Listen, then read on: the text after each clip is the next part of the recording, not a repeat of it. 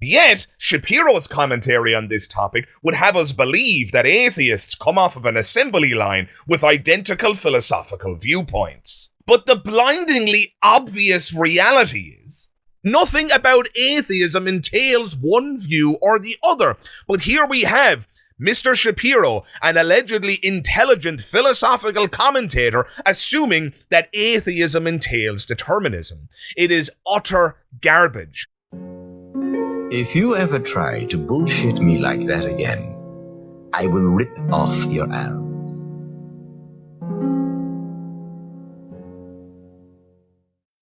Thank you to my patrons. Your generosity and commitment to my work is astonishing. Please consider becoming a patron today. Simply click the link in the description below. Thank you. The final topic that Mr. Shapiro raises in relation to producing a successful civilization is that of free will. To my central argument, whether you're an agnostic or an atheist, the bottom line is, without a belief that you have the capacity to make individual choices, it's very difficult to build a civilization. By difficult, I mean impossible. I think free will, by the way, is the single most important principle undergirding any civilization. Please notice that this has nothing to do with atheism. Once again, Shapiro assumes that atheism entails something that it doesn't. In this case, determinism. The problem is, you'll meet many atheists who are either libertarians or compatibilists. And this is because there's nothing intrinsically deterministic about atheism. But perhaps Mr. Shapiro is making the mistake here of assuming that atheism and physicalism are somehow equivalent. This is a very common mistake on the religious right, and it must be challenged wherever and whenever we encounter it. The truth is, atheism doesn't entail physicalism. You can be an atheist and believe in any kind of metaphysics you want. The only thing that atheism rules out is belief in gods. No shit. But the assumption that all atheists are physicalists is not the only mistake that may be operating beneath the surface here. There's also a secondary assumption, the assumption that physicalists cannot ground free will, or that they cannot offer an account for free will. The plausibility of the compatibilist view that I hold, I don't take to be self-evident. I believe it takes philosophical argumentation for it. I completely agree that those drawn to incompatibilism, those drawn to the view that you can't have both deterministic physical laws and robust free will think, if naturalism is true, and the best science teaches us that determinism is true, itself a controversial question whether that's the best interpretation of our best science, then we'll lack free will. And then if free will is necessary for having special value, then we'll lack special value. But there's a lot of premises before we get to the conclusion that naturalism doesn't have space for this special value. And I reject several of those premises, which is why I'm not feeling uncomfortable by the challenge that Bill's raising. Dan, if I were to believe in materialism, physicalism, that everything in my mind is my brain, and everything is determined in a physical world, how then can I have free will? Free will is just as hard to reconcile with indeterminism. If the world is undetermined, it's just as hard to see how you could have free will that mattered, because you want to determine what you do. If we want to get clear on this, we have to see what inevitable means. It means unavoidable. So then we have to get clear about what avoiding is. And then we can begin to see the biological dimension. Because what's happened on this planet over the last 4 billion years has been an explosion of avoiding. What evolution has done is designed organisms that do a little bit of avoiding. And there's been an arms race, and the avoiders have become cleverer and cleverer and cleverer. And how do you avoid something? You avoid something by anticipating it and then taking corrective measures. Right. What we have to understand is that free will is our capacity to see probable futures that seem like they're gonna happen, in time to take steps so that something else happens instead. The varieties of free will worth wanting, as I've said, are perfectly compatible with determinism. You may or may not find their view very persuasive, but that's beside the point. The truth is, there are physicalists who have offered an account of free will on a purely physicalist worldview. Worse still, Shapiro is implying that free will is only possible on a theistic worldview. but such an assumption is demonstrably incorrect. Dualists, for example, locate the libertarian will in an immaterial consciousness or soul.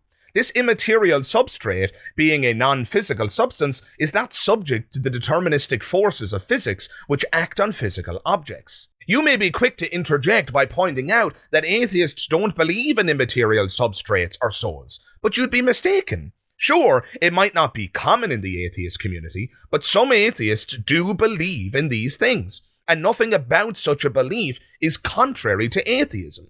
Consider philosopher David Chalmers. I am myself an atheist. I don't believe in God, so God doesn't have a central role in my philosophy. That said, I don't rule out the possibility that, for example, our universe was created.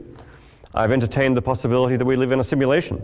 That said, I think there's, picture of consciousness which I'm interested in is one that is also independently attractive to people who come from religious backgrounds. Who have their own independent reasons, for example, for embracing a dualist worldview. So I found much in common and much of interest to talk about in discussions with people who've been exploring these quite similar ideas, maybe for quite different religious reasons. So I think there's a lot of room for dialogue there. And there you have it, an atheist who believes in the immaterial. One can be an atheist who believes in souls, ghosts, spirits, reincarnation, etc. Suffice to say, theism is not a necessary precondition for libertarian free will, because, theoretically speaking, it is trivially easy to avoid physical determinism by positing an immaterial substrate in which libertarian free will can reside. But Ben Shapiro appears to be completely ignorant of all of this. He's completely ignorant about the rich history of dualism. He's completely ignorant about the varieties of atheism that exist. From his perspective, atheism is physicalism, and physicalism can't have free will, therefore atheism is false. As I hope I've demonstrated in this video thus far, this chain of reasoning is completely absurd. It is flawed on multiple levels, and it is fallacious in the extreme. All this serves to demonstrate is Mr. Shapiro's ignorance on philosophical matters. But the problems don't stop there.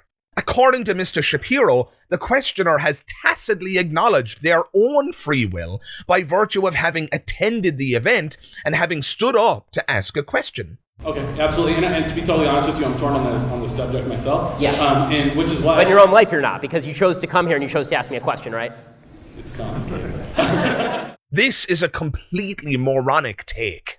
Does Shapiro believe that an agent's capacity to act entails free will? Were that the case, Shapiro would be forced to concede that a robot vacuum has free will. After all, such a vacuum has a capacity to act, does it not? You may respond by pointing out that the vacuum's actions aren't freely chosen, whereas human actions are, but such a rejoinder would simply beg the question. How, you might ask? Well, let's have a brief recap, shall we? 1. Shapiro implies that a capacity to act entails free will. But in your own life, you're not, because you chose to come here and you chose to ask me a question. 2. I point out that robot vacuums have a capacity to act. Were that the case, Shapiro will be forced to concede that a robot vacuum has free will. 3. You say vacuums don't act freely. Conclusion. Therefore, a human's capacity to act serves as evidence for free will because a human's capacity to act is freely chosen. So the evidence that I can freely act is that I freely act. Get out of here with that garbage. What utter nonsense. This is manifestly circular, and as such, no reasonable person should take it seriously. So no, I'm sorry, Mr. Shapiro, but the questioner's attendance and their subsequent question do not entail a belief in free will. Such things can be cashed out in purely deterministic terms. The agent attends your event because they have a desire to. This desire is caused by having watched your videos on the internet, which entertained them. They encountered your videos because they were scrolling through social media. They were scrolling through social media because they were bored, etc., etc., etc. I can keep tracing the deterministic chain of causation for their attendance and the question they posed, but I won't bore you, because the point should be clear by now. Nothing about this encounter entails or assumes the existence of libertarian free will, and to suggest otherwise is to demonstrate one's ignorance on the subject. Not to mention the ignorance that's demonstrated by the assumption that this debate about free will has literally anything to do with atheism. There are atheists on both sides of this issue. You could be an atheist and be a libertarian. You could be an atheist and be a compatibilist. You could be an atheist and be a determinist. Case in point, two of the world's most recognizable atheists, those being Sam Harris and Daniel Dennett, got embroiled in a debate on this very topic. Sam Harris is a determinist and Daniel Dennett is a compatibilist. And this despite the fact that both men are self-described atheists. Yet, Shapiro's commentary on this topic would have us believe that atheists come off of an assembly line with identical philosophical viewpoints. But the blindingly obvious reality is, nothing about atheism entails one view or the other. But here we have Mr. Shapiro, an allegedly intelligent philosophical commentator, assuming that atheism entails determinism. It is utter garbage. To my central argument, whether you're an agnostic or an atheist, the bottom line is, without a belief that you have the capacity to make individual choices, it's very difficult to build a civilization. By difficult, I mean impossible. So all Mr. Shapiro is doing here is parading his philosophical ignorance. And it's absolutely absurd how anyone takes this guy seriously in matters of philosophy is beyond me. Hey everybody, Magic Skeptic here. And if you enjoyed this clip, please consider checking out the full episode right here. Alternatively, and if you're in the mood for something else, why not check out this episode right here? Either way, thank you very much for watching, and I hope to see you in the next one. All the best. Bye-bye.